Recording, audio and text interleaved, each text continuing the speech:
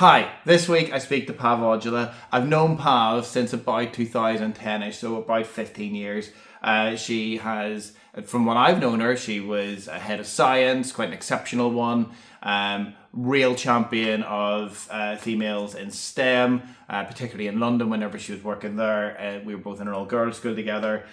She's then developed to become somebody that works in science specifically across a national trust, and then a quality of education lead. Pav is a champion of women in education and women in STEM, but has moved more into the championing the need, and it is a need for more people in classrooms that look like the kids that they're teaching and from the backgrounds of the kids that they're teaching.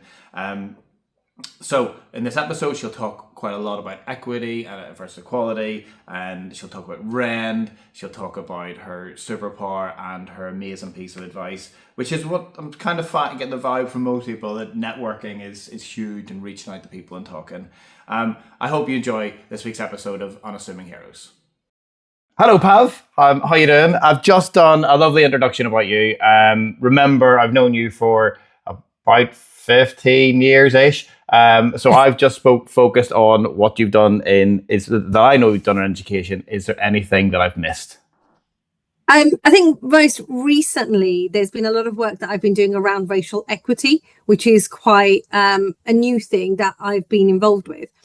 When I became assistant principal with you, I was part of 1% of the population that was global majority and senior leadership.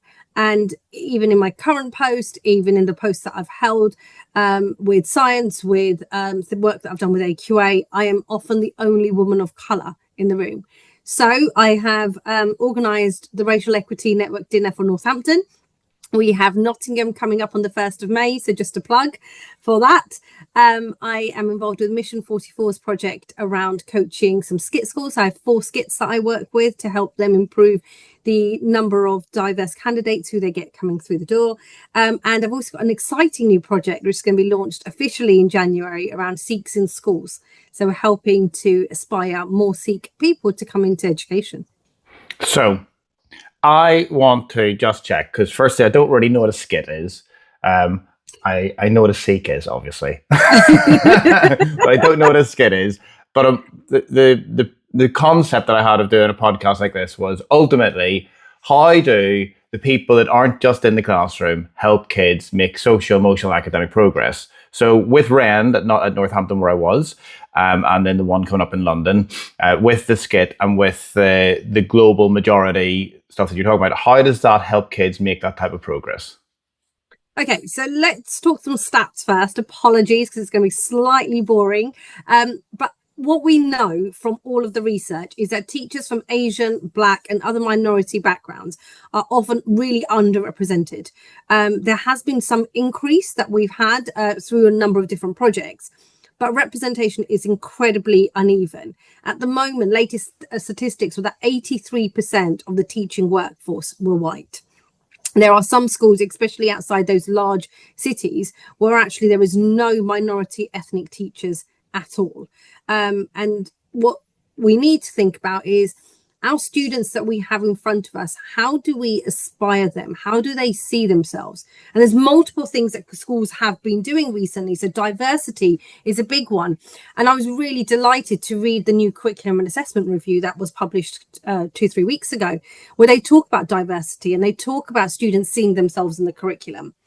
But I just want to also put a sticky plaster on that one to say, ad hoc lessons where children can see a Black or an Asian or other global majority person in that field isn't good enough. Having Black history in October isn't good enough. Only learning about Sikhs when it's Vaisakhi or Diwali isn't good enough. It's about having it embedded within our curriculum. English curriculum has done some great work where they started to introduce diverse authors. I know the work that I've done at CET, where we've put into place more and more diverse scientists that students learn about, is great. But more work still needs to be done if we want our children to really see that teaching is a place for them. So going back to your actual question about skits. So skits are teaching training providers. So these are people who want to get into education. So they're in their kind of PGCE style qualifications. So the 4 skits that I work with have, again, very high predominant white people coming into places that they serve.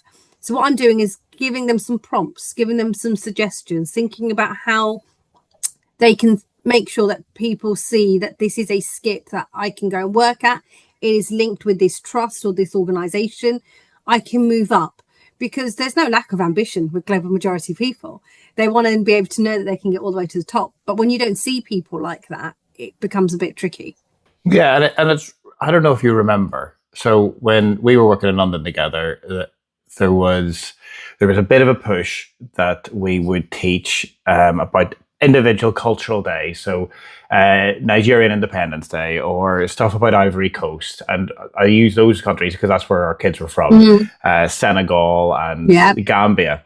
And I remember I was standing in front of an assembly teaching kids from the Gambia about the Gambia, and I'd never even been to the Gambia. And I ended up just like, it was pathetic. It was absolutely pathetic. And I ended up the next time, whenever it was, I think it was something to do with Ivory Coast, because I remember the girl, and I brought her out of my office and said, right, I've got this presentation and I've been told I'm not allowed to use you, but you're going to help me write the presentation. But that shouldn't be the way it is. There should be somebody from there helping those kids understand what their heritage is, and then how then it links with the wider, cultural aspects of living in modern day United Kingdom. So I get what you're saying, and I understand that. I understand also the weirdness I felt having to do that. Yeah. And I think that's where the coaching with these providers has come in. My first session with them, I was like, there is no dumb question, and I don't get offended. If you're not sure how to ask it, just ask me. I would always rephrase it. We'll do some deliberate practice around kind of how do I have those conversations where I'm feeling a little bit apprehensive about doing it. And I think there's something in that about showing humility.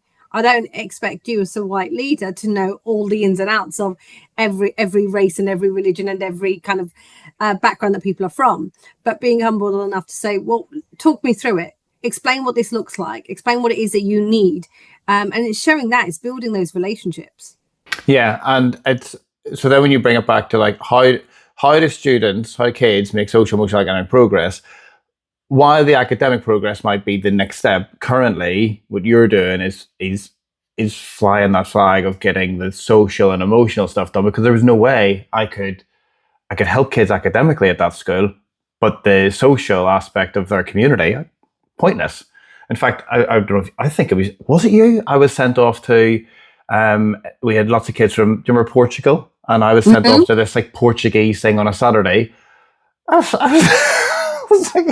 was loving it. The food was amazing. You ate loads of food. I got absolutely hammered because they just plied me with like, some sort of Portuguese sangria. But I was the closest to Portuguese representative in the school. I was Irish and white. Okay, you can go to the Portuguese thing. That's not how it should be. No, it's not. But I think there again, it's just that element of showing that culture and that wanting to learn about all of them as well. And I think that's quite a statement in itself. So I'll be a little bit honest. That you asked me to go to Rend in Northampton, and I did this. Oh.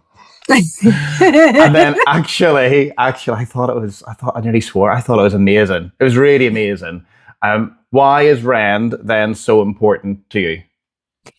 So Rend, for those of you who are not aware, it stands for the Racial Equity Network Dinner. It was started off by Sufin Sadiq, who is director at Chiltern Learning Trust. Started off very small with 30 people, and it's grown and grown and grown. Let me just take it back a step around equity, though, and what equity actually means when we're talking about this. Equality gives everybody the same thing. So all of those HR systems, that line that people write on their website, which says, would love to have diverse candidates apply for this post. What equity means is ensuring that everybody gets what they need to succeed. And that's where school leaders are absolutely pivotal. It comes from decisions like who's allowed to run extra school clubs and who's not, who's allowed to go and do the NPQs and who's not, who gets to have a secondment, or who gets to apply for an ELT post or not? Because a lot of these things all come into how structures are organized. And the other part of REN that's really important is networking, because it's from networking when you know one person that you'll sort of say, hey, come over here, I've got this great offering. But if people don't get any exposure to that, it's really, really difficult. And what racial equity does, and I hope that you felt this from REN Northampton when we organised it, was I wanted leaders to take away some thought processes around their systems. Not about blaming. I don't expect, and I don't think for a split second that any school leader will be doing this deliberately. But what I wanted people to take away was think about what barriers could there be that disproportionately affect students and staff of colour. And what that means you need to do first is look at some data. So for students, let's think about your idea around achievement. We've got the belonging part of it. If I've got teachers of colour who know me, who know my background, they're going to approach me in that way. I'm going to start turning up to school more. So already I've done a win because I'm in school more. Okay, let's think about achievement. We know that all head teachers will be looking at the 4+ and the 5+, and they'll pick up a group that might be underachieving. And that's great on a very superficial level. But what we then need to look at is, well, hang on, who's teaching these students? Where's the relationships coming from? What barriers do these students have that are also preventing them from performing incredibly well? And that also links in with the language that people use. One of the examples that I gave at REND, and I would love for any of your listeners to try this activity. If you are a leader in behaviour, I'd like you to go and take a look at the behaviour logs and what people write up on whatever platform it is that you use. Because when I did this many years ago, I found that if you were a child of colour, you were 3 times more likely to have the word aggressive next to your name when teachers are writing behaviour logs than if you were white. And that in itself is a huge area, because you know that if a teacher is writing that you are aggressive on a behaviour log, what was that conversation like? What was that dialogue like? And what does aggressive mean? Is it because I raised my voice? Well, if you're shouting at me, I'm going to shout back at you. Is that not human nature? At what point is it aggressive? And at what point is it that I'm trying to get you to hear my voice?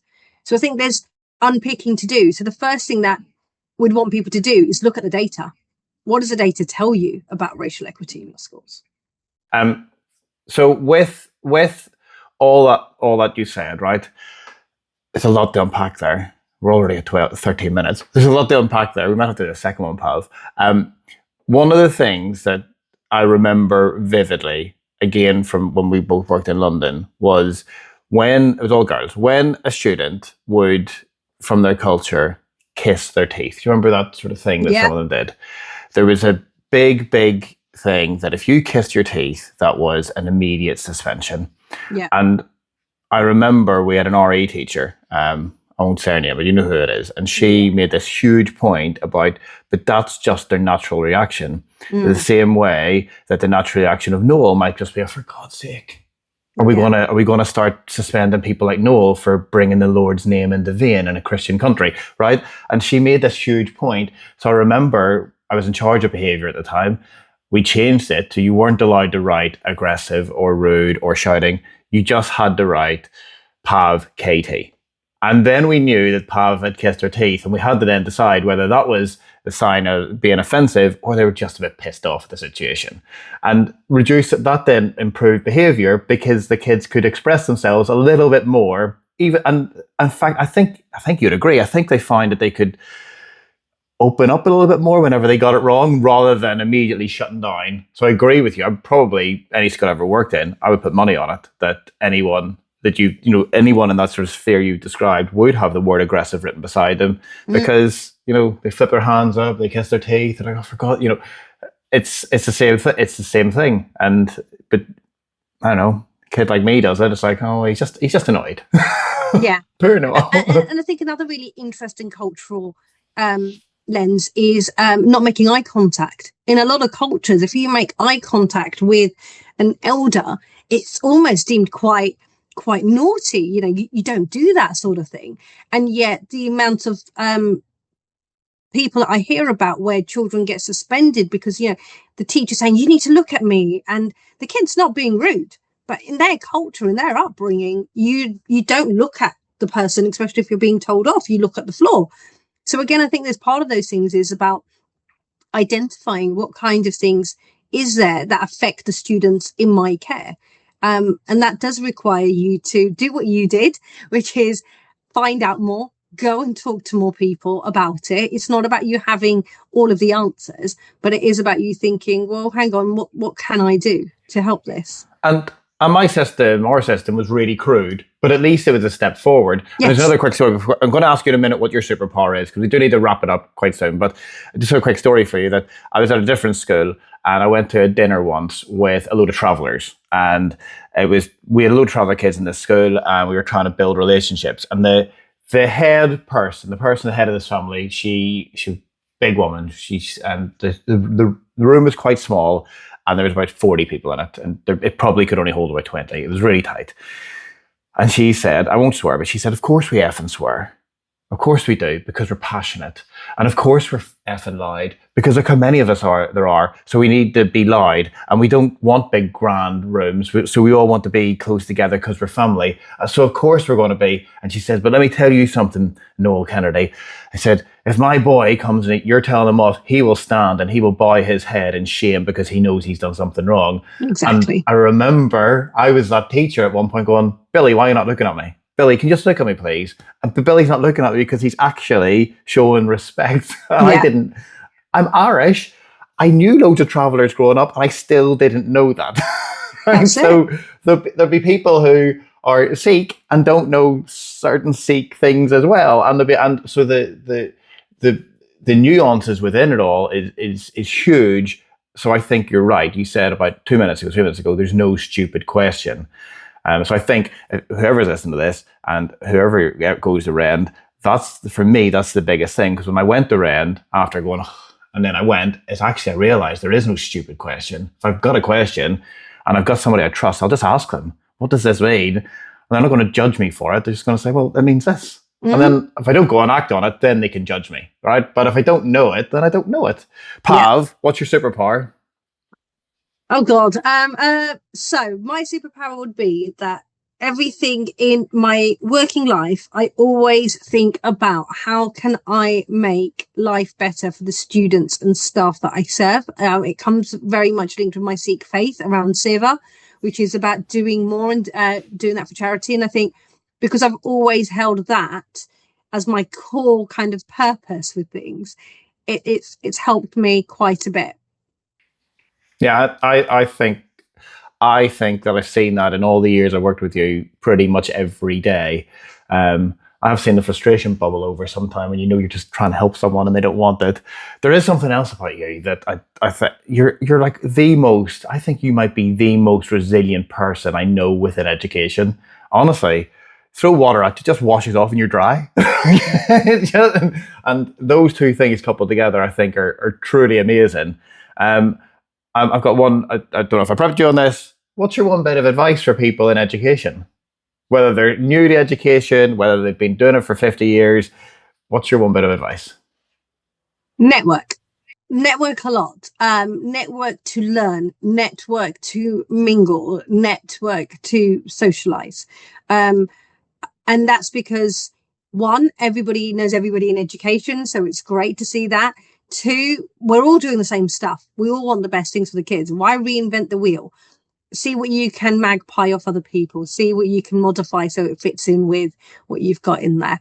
And network to get people to come in and say, look, I'm doing this thing. I don't know if it's right. Show that humility. Yeah, lovely. Pav, we're definitely going to have an episode 2 with you because I've got a list of stuff that we haven't done. But it's 20 minutes, 19 minutes. Thank you so much. And I'll see you in a bit. Bye.